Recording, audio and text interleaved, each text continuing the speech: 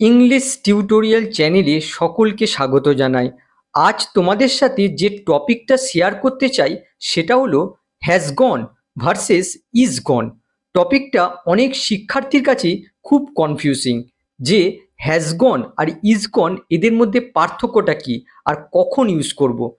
একটা বিষয় মনে রাখবে, V3 অর্থাৎ পাস্ট পার্টিসিপল ফর্ম শুধুমাত্র ভার্ব হিসেবে ইউজ হয় না, অ্যাডজেক্টিভ হিসেবে ইউজ হয়। এই কনসেপ্টটাই আজকে আমি তোমাদের শেখানোর চেষ্টা করব। এই দুটো বাক্য দেখো, প্রথম বাক্যটা হচ্ছে সি হ্যাজ গন আর দ্বিতীয় বাক্যটা হচ্ছে সি ইজ গন। প্রথমে আমরা এই দুটো বাক্যের গ্রামাটিক্যাল স্ট্রাকচার দেখে নেব।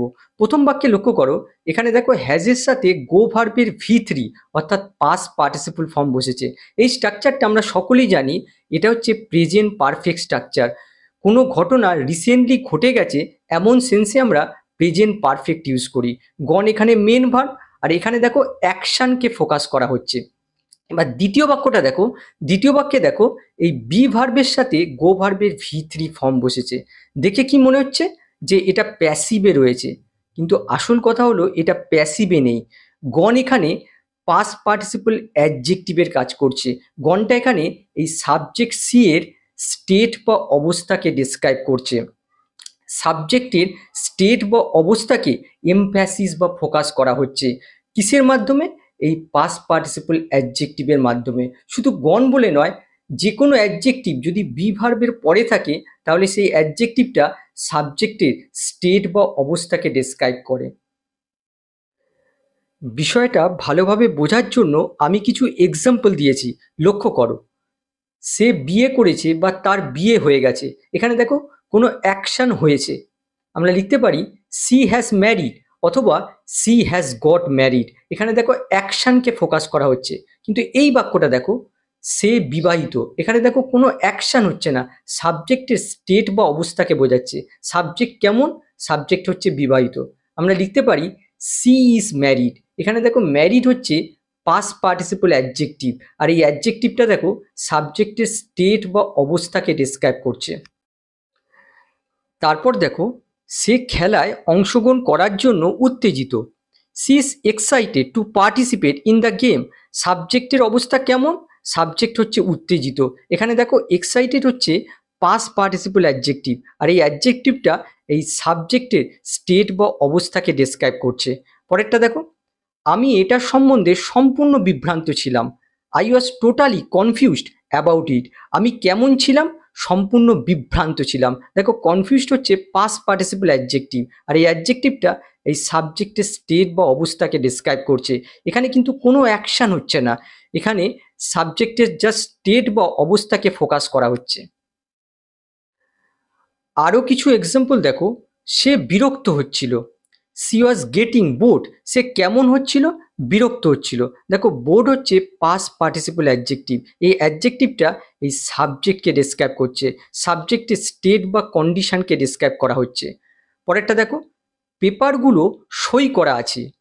The papers are signed. দেখো এখানে বোঝাচ্ছে যে পেপারগুলো সাইন করা অবস্থায় রয়েছে। এখানে দেখো সাইন্ড হচ্ছে পাস্ট পার্টিসিপল অ্যাডজেক্টিভ, অ্যাডজেক্টিভটা এই পেপার এই সাবজেক্টের স্টেট বা অবস্থাকে ডেসক্রাইব করছে। এখানে যদি বলা থাকতো যে পেপারগুলো কারো দ্বারা সই করা আছে তাহলে কিন্তু অ্যাকশন বোঝাতো, কিন্তু এখানে দেখো কোনো অ্যাকশন বোঝাচ্ছে না, এখানে স্টেট বা কন্ডিশনকে ফোকাস করা হচ্ছে। পরেরটা দেখো, তিনি আমার কাজে সন্তুষ্ট। তিনি আমার কাজে কেমন অনুভূতি প্রকাশ করেছেন? সন্তুষ্ট হয়েছেন। দেখো he is satisfied with my work. দেখো একইভাবে এই স্যাটিসফাইড হচ্ছে পাস্ট পার্টিসিপল অ্যাডজেক্টিভ আর এই পাস্ট পার্টিসিপল অ্যাডজেক্টিভটা এই সাবজেক্টের স্টেট বা কন্ডিশনকে ডেসক্রাইব করছে। আবার আমরা এই বাক্যটায় ফিরে আসছি, সি হ্যাজ গন। এই বাক্যটাকে পুরো করলে হবে she has gone to somewhere. যেমন এই বাক্যটা দেখো, she has gone to Murshidabad. সে মুর্শিদাবাদে গেছে। এই বাক্যটা থেকে কি বোঝা যাচ্ছে? সে মুর্শিদাবাদে গেছে, কিন্তু সেখানে পৌঁছেছে কিনা সেটা ক্লিয়ার নয়। সে মুর্শিদাবাদের উদ্দেশ্যে রওনা হয়েছে। এখানে দেখো দিস এমফাসাইজেস দ্য অ্যাকশন, এখানে অ্যাকশনকে ফোকাস করছে। এখানে গন হচ্ছে মেন ভার্ব আর এখানে মেনলি অ্যাকশনকে ফোকাস করা হচ্ছে। এবার এই বাক্যটা দেখো, she is gone this emphasises the present state or condition of the subject. এখানে দেখো, এখানে সাবজেক্টের বর্তমান অবস্থার উপর জোর দেওয়া হয়েছে। It means that she is no longer here. এর বাংলা অর্থটা হচ্ছে সে এখন আর এখানে নেই। তাহলে দেখো, এখানে সাবজেক্টের স্টেট বা অবস্থাটা কি, যে সে এই মুহূর্তে এখানে উপস্থিত নেই। তার মানে সে যে এখন এখানে অনুপস্থিত আছে তার উপরেই এমফ্যাসিস দেওয়া হচ্ছে। এখানে দেখো, এখানে গণ মোটেই কোনো ভার্ব নয়, এটা হচ্ছে অ্যাডজেক্টিভ, পাস্ট পার্টিসিপল অ্যাডজেক্টিভ। আর এই অ্যাডজেক্টিভটা সাবজেক্টের স্টেট বা অবস্থাকে ডিসক্রাইব করছে। আবার এই বাক্যটা দেখো, সি হ্যাজ বিন গন। এখানে দেখো ইসের জায়গায় হ্যাজ বিন চলে এসেছে। এখানে কি বোঝাচ্ছে? It emphasises the duration of her absence. তার অনুপস্থিতি স্থায়িত্বের ওপরে এখানে জোর দেওয়া হচ্ছে, অর্থাৎ সে কতক্ষণ ধরে এখানে অনুপস্থিত আছে তার উপরে এখানে ফোকাস করা হচ্ছে। তারপরে দেখো, indicating that she left sometime ago and has remain absent to the present. সে একটু আগে বেরিয়ে গেছে আর এখনো সে অনুপস্থিত রয়েছে। এবার এই বাক্যের স্ট্রাকচারটা লক্ষ্য করো, she has been to Murshidabad. এর অর্থ হচ্ছে সে মুর্শিদাবাদে গিয়ে আবার ফিরে এসেছে। এরকম ধরনের আরও কিছু বাক্য দেখে নাও যাতে কনসেপ্টটা একদম পুরোপুরি তোমাদের মাথায় গেঁথে যায়। আমি ভাঙা জানলাটাকে সারালাম। I fix the broken window. আমি কোন জানলাটাকে সারালাম? ভাঙা, ভেঙে যাওয়া জানলাটাকে সারালাম। এখানে দেখো, ব্রোকেন হচ্ছে পাস্ট পার্টিসিপল অ্যাডজেক্টিভ, আর এই অ্যাডজেক্টিভটা এই উইন্ডোকে ডেসক্রাইব করছে। আবার দেখো, জানলাটা ভাঙা ছিল, দ্য উইন্ডো ওয়াজ ব্রোকেন। জানলাটা কেমন ছিল? জানলাটা ভাঙা ছিল। এখানেও দেখো, ব্রোকেন হচ্ছে পাস্ট পার্টিসিপল অ্যাডজেক্টিভ, আর এই অ্যাডজেক্টিভটা এই উইন্ডোর স্টেট বা অবস্থাকে ডিসক্রাইব করছে। এখানে কিন্তু কোনো রকম অ্যাকশন হচ্ছে না।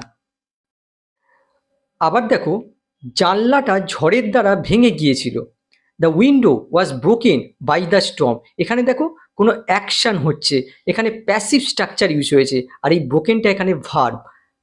পরেরটা দেখো, আমি ভেঙে পড়েছি, আই অ্যাম ব্রোকেন। এর অর্থ হচ্ছে মাই হার্ট ইজ ব্রোকেন। এখানে লক্ষ্য করো, এখানে ব্রোকেনটা হচ্ছে পাস্ট পার্টিসিপল অ্যাডজেক্টিভ, আর এই অ্যাডজেক্টিভটা আমার স্টেট বা অবস্থাকে ডেসক্রাইব করছে। এখানে দেখো কোনো অ্যাকশন পারফর্ম হচ্ছে না।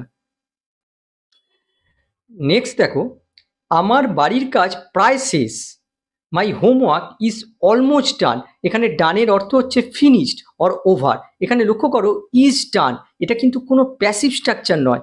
ডান এখানে পাস্ট পার্টিসিপল অ্যাডজেক্টিভ, আর এই অ্যাডজেক্টিভটা এই হোমওয়ার্কের স্টেট বা অবস্থাকে ডেসক্রাইব করছে। আমার হোমওয়ার্কটা কি অবস্থায় রয়েছে?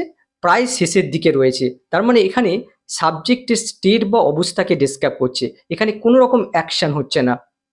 পরেরটা দেখো, আমি শেষ অর্থাৎ আমি শেষ হয়ে গেলাম, আই অ্যাম ডান। এই ডানের অর্থ হচ্ছে ফিনিশড। এখানে দেখো, এই ডান এখানে আমার স্টেট বা অবস্থাকে ডেসক্রাইব করছে। 7 নম্বর দেখো, ওই দিনগুলো আর নেই অথবা চলে গেছে, দোজ ডেজ আর গন। এখানে গনের অর্থ হচ্ছে ফিনিশড।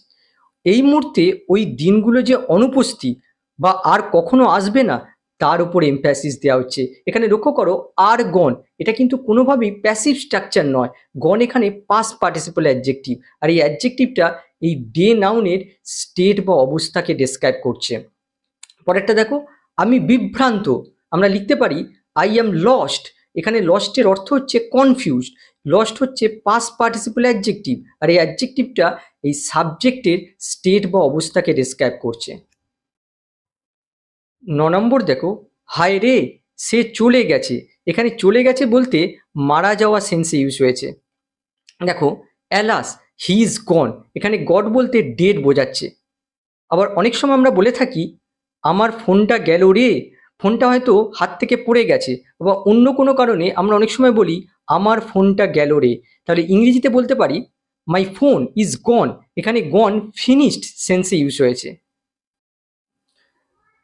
পরেরটা দেখো, হায় রে রোহিতটা গেল, সে আর কিছুক্ষণ মাঠে থাকলে ভালো হতো। Alas Rohit is gone, it would have been better if he was on the field a little longer. এখানে কি বোঝাচ্ছে? রোহিত এখন মাঠে নেই, মাঠে এই সময় তার অনুপস্থিতিকে এখানে ফোকাস বা ইম্পর্টেন্স দেওয়া হচ্ছে। এখানে দেখো, এই গন হচ্ছে পাস্ট পার্টিসিপল অ্যাডজেক্টিভ, আর এই অ্যাডজেক্টিভটা রোহিতের স্টেট বা অবস্থাকে ডেসক্রাইব করছে। তাহলে আজকের ক্লাস থেকে আমরা কি শিখলাম?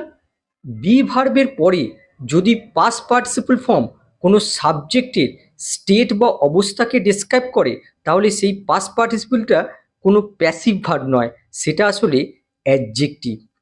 ভিডিওটা ভালো লাগলে লাইক আর শেয়ার করে দিও। আবার নেক্সট ক্লাসে অন্য কোনো টপিকের ভিডিও নিয়ে আসবো। বাই।